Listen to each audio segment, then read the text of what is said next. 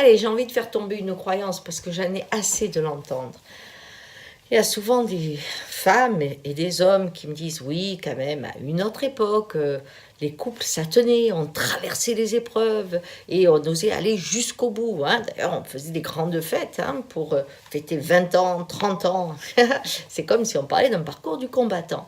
Et donc, il y a des nostalgiques de ces longues périodes d'accouplement.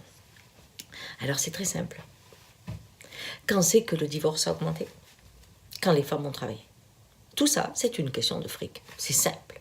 Quand vous regardez, en 65, quand une femme est mariée, elle ne peut pas avoir un compte en banque, bien sûr, mais elle ne peut pas travailler sans l'autorisation de son mari. Bon, qu'est-ce que ça veut dire?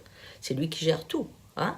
Donc, dans les années 80, 85, là, la femme a trouvé enfin, après avoir fait des études, un métier, une libération financière qui lui permettait de pouvoir quitter son mari. Et on sait que c'est les femmes qui demandent plus facilement le divorce que les hommes, et même à des âges avancés, parce qu'il y a eu une libération économique.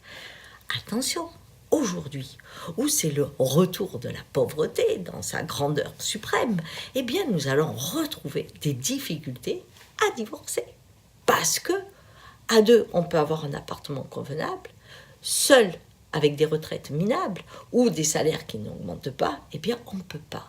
Donc on risque de retrouver ce fameux accouplement sur un long terme qui crée des vies, quand on repense au chat de Gabin avec Simone Signoret dans ce film, chat, eh bien on se rend compte que c'était de la haine. Parce que supporter dans un petit espace quelqu'un avec qui on ne s'entend pas, c'est compliqué. Donc vous voyez, les histoires d'amour, quand on y met de l'argent, on les voit autrement.